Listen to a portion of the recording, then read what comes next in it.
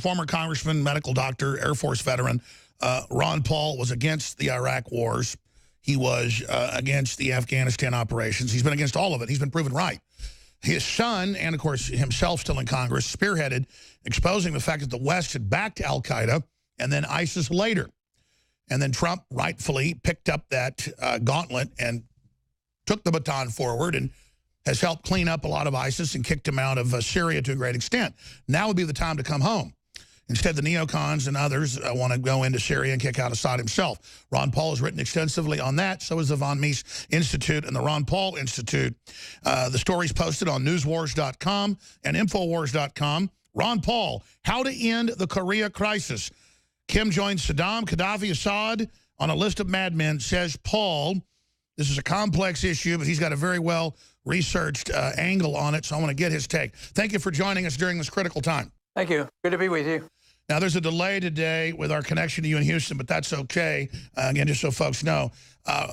Dr. Paul, let's get into your plan to avert, which could happen any time, causing a huge nuclear war. Well, the sooner we get out of there, the better. You know, we went into Korea when I was in high school, and it was totally illegal, unconstitutional. It was done without the permission of the people. It was done within a week after the Civil War broke out in Korea. And some of my teachers never came home. And ever since that time, I've been saying, why are we there? What should we be there? During all my campaigning, especially the presidential campaigns, I said, just come home. We've spent $1 trillion over there, you know, keeping them together. And look at what's happened in Vietnam. We finally lost in Vietnam after 60,000 Americans get killed. And now we get along with them.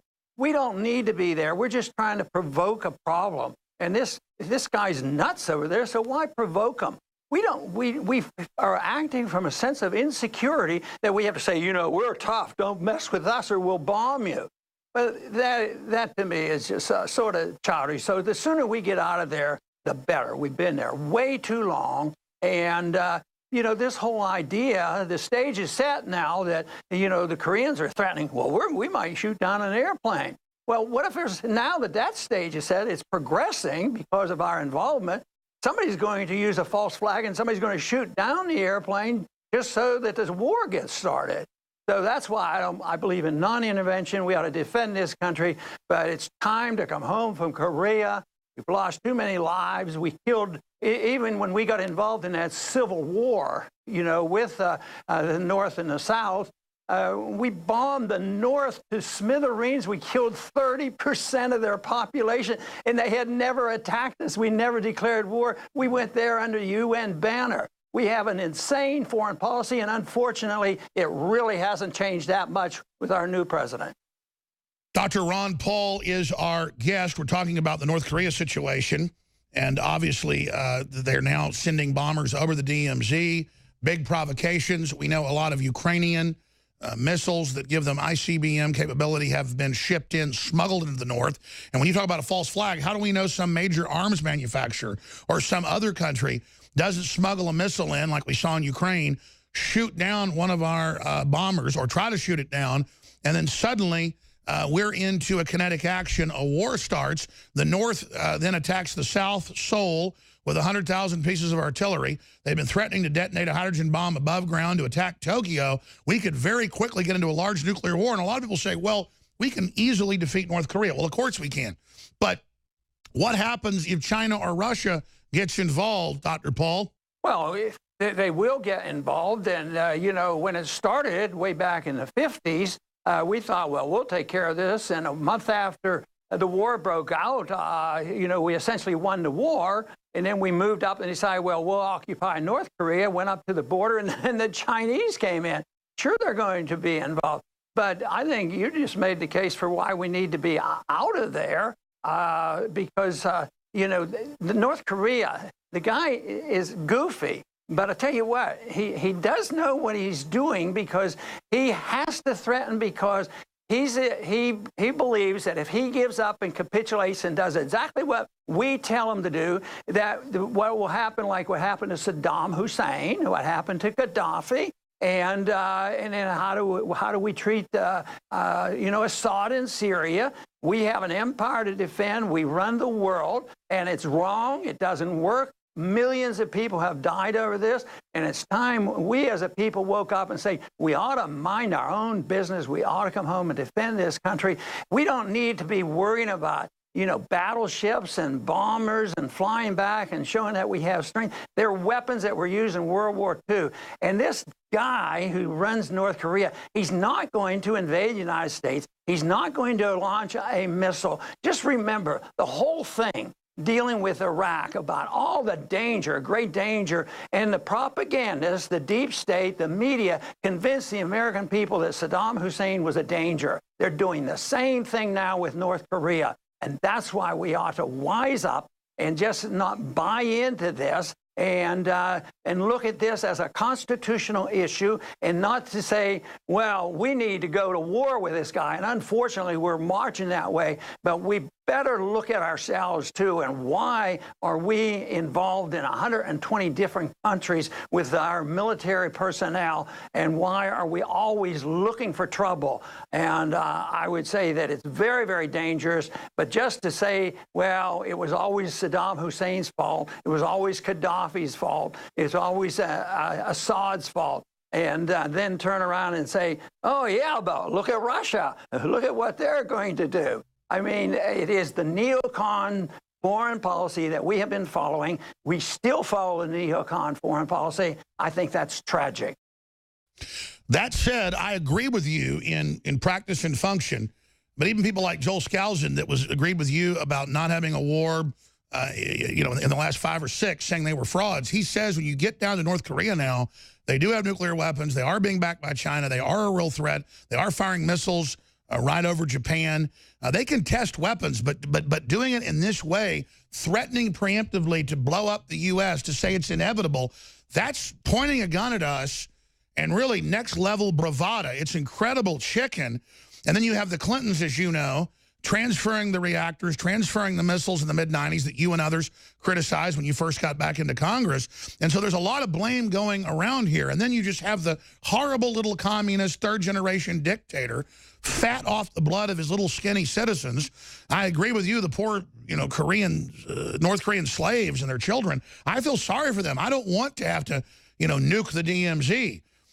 But if they do strike us first, I think they may be crazy enough to do it, then it's going to take a major commitment to make sure they can't counter-respond. You're buying into all the garbage that's passed out there by the deep state and neoconservatives and the media. My suggestion very clearly on what we should do is we should allow the South Koreans to talk to the North Koreans. What's wrong with that? They're the ones that have everything at stake, and we don't even allow them to do that. And yet they're willing to. Just last week, the South Koreans, in an effort to break this conflict, they sent a couple $1 million to North Korea to take care of some of the people, the kids that are suffering from our sanctions. The people suffer. We kill people. We killed almost 1 million Iraqis with our sanctions before we went to war.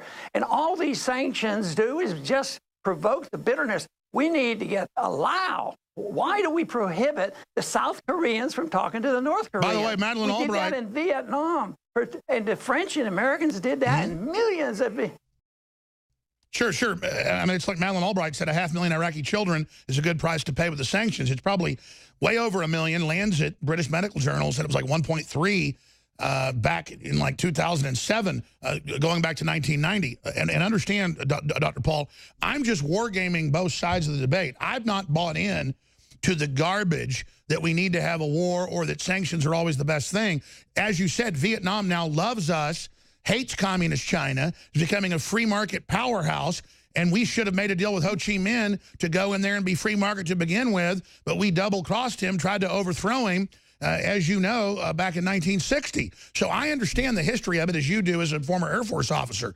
The only thing I'm getting at here is that we can certainly recognize communist regimes are also horrible evils. Just because we have neocon problems here, I mean, certainly this is a great example of how communism is a horrible nightmare like Venezuela. Well, I still think that you're seeing them as a much greater threat. And when I was drafted in 1962 over the Cuban crisis, you know, there was a real hot Cold War going on at the time. But we had danger then. The Soviets had 30,000 nuclear missiles and weapons, but we didn't provoke or thought we had to get rid of them. We actually dealt with them. Kennedy talked to them and, you know, got rid of that crisis we had in Cuba. North Korea, they don't have this capability. It's not. China is not. It is not interested, not in their interest to allow this guy to provoke and get into a war with us. So that isn't quite accurate to say that they're in cahoots with China and they have nuclear bombs and all this sort of thing. And I think that we should allow South Korea to start having negotiations. Let China and Russia, they're involved more. They should be more involved than us. Let them monitor the talk. Dr. Paul. But why are we 6,000 to 7,000 miles away? Once again, we've been involved in a civil war that's been going on endlessly. It's time we stopped it. Let's be clear. I agree with you. I have 4 children. You've got a bunch of children. You've got a bunch of grandchildren and great-grandchildren, I'm told now.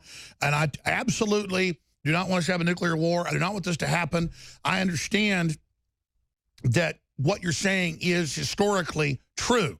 I'm simply pointing out that President Trump has been right on so many other issues.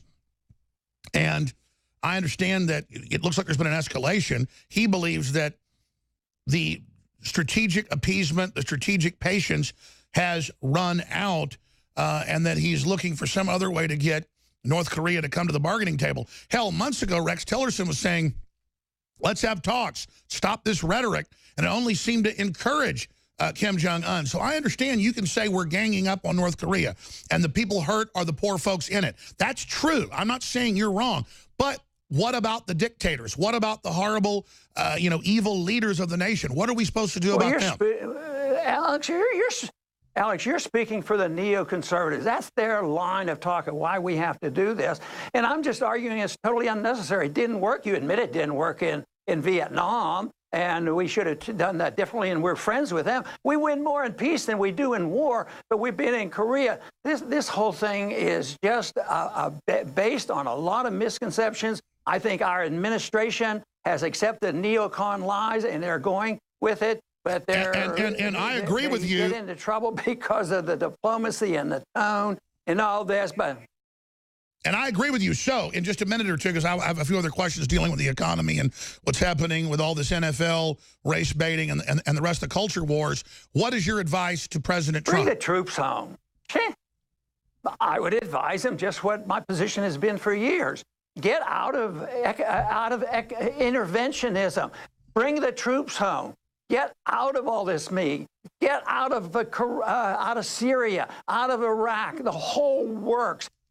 Start dismantling our empire. Get all our troops out of Korea and allow people to settle their own dispute, but not to join this neocon effort to continue to run the world and distort the truth, because they love the wars in the Middle East, and now the neocons are behind all this activity, why we have this great enemy, the North Koreans. I think when we get so upset about that we're insecure, we act like a bunch of bullies, we're insecure, we don't know how to react and say, oh, they're coming, they're going to come us, and they're going to bomb us.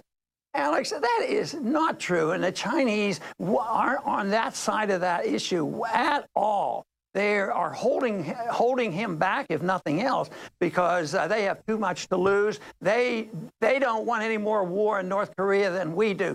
So I don't really think it's right to say this guy in North Korea is going to, because he's aligned with the Chinese, that they're going to help him, provoke a war with the United States. Just to be clear, their main trading partner is the Chinese. I'd love to see the two countries unified and this nightmare end. I'm not going with that line. I'm looking at both the lines of reasoning here just to play devil's advocate. I overall agree with you and hope that's the way this goes. But they do say they have hydrogen bombs. It is believed they have them. They're saying they'll preemptively use them. So they're putting out horrible rhetoric as well. I get your point that they need to look strong. They saw what happened to Iraq and other countries that didn't have nuclear weapons. They look at, Iran looks at that. So moving away from that, because I think we actually agree on that subject, and I pray everything turns out all right. We've got your article posted on InfoWars.com promoting that. Getting into the NFL thing, we have the WikiLeaks. It's George Soros saying, let's go to culture war, even during the campaign, promote racial division. You had a black president. You've got all these millionaire football players. People are tuning out of the NFL in droves, and they're only accelerating it as we see more and more wound up attacks on white churches. Whites are being killed in hate crimes. And it's so fashionable to be anti-white. And if you point that out, all this anti-white racism, they call us racist when everybody knows you and I and others have been calling for unity and, really bringing the country together. What is all this about? Where do you see this going? What's going to end up happening? Well, I think it is part of this cultural Marxism, and, attacking tradition and culture is part of their tool. But when you narrow it down to the demonstrations on the football field, actually the answers are coming back pretty fast. The people are disgusted with it, and they're disgusted with the football players. They're disgusted with the owners. They're starting to boycott, and I think that is very good. I just think the president ought to just be a lot less noisy about it. Threatening people, that they're committing some crime. No, this can all be solved with a libertarian understanding of property. What those ball players do is determined by the owners, just as it would be in your studio or in your house or in my house. It's the ownership. So it has nothing to do with government and freedom of speech. It has nothing to do with the First Amendment. But it has a lot to do with what the cultural Marxists is trying to do. But the people who condone this and encourage it and expand this with the kneeling business, I think that's dangerous. But it's a reflection of the ownership that can be stopped immediately by just the owner saying, no more. That is it. But if they condone it, you can't write a law and you can't intimidate. You can't say that they're right under the First Amendment. No, it has nothing to do with the First Amendment. I totally agree with you. It has to do with what the owners are going to do with their property, and the market will answer. No, I agree. Trump's gone too far when he talks about having a rule. It's his right to come out and say he thinks they're, idiots or whatever. But when he goes further, he then starts encroaching on free speech. I mean, I think a lot of it's figurative, but then how do the owners not let them do celebrations in the end zone, even though they're hiking their leg, peeing on the president symbolically? How can they fine them for that, but not fine them if they don't stand for the Star-Spangled Banner? And I get it's free speech. You shouldn't have to stand. My point is there's this open globalist attack on America now, and that's why I'm simply saying I have my free speech to say I am going to boycott the NFL forever. That's the answer. That's the answer. Boycott them. And if the owners want to act like jerks and prohibit one sort of expression of a political opinion and not the other one, then they just dig a bigger hole for themselves. And I the other thing about this, I need to get this in if possible. A lot of this got worse once the football team started taking money from the government to promote this super nationalism and militarism, because all of that military stuff, they get a lot of money, but that's to support the interventionist foreign policy and the military can do no wrong. It's support for the empire. That is where the problem is. And the American people should absolutely not allow our government to give 1 cent to the football and advertise there to promote the militarism of our government. We only have 45 seconds real quick on the economy. If we don't get the tax cuts, Paul Ryan wants taxes to be raised now. If we keep Obamacare, most analysts say that will cause a new recession or depression and cause that big implosion you've been warning of. 30 seconds on that, Dr. Paul. Well, it looks bad. I sure hope they can get the tax cut through. If they blow that, then we're really in trouble. But it's not unusual to develop, some of these welfare programs. It's almost impossible to stop them. And hopefully, though, we can compensate Trump. If I had to look for one thing, he has set an atmosphere where there'll be less regulation. If he can get a tax cut through, that will be helpful. But yes, sir. Thank you, Dr. Paul. Thank you for all your time.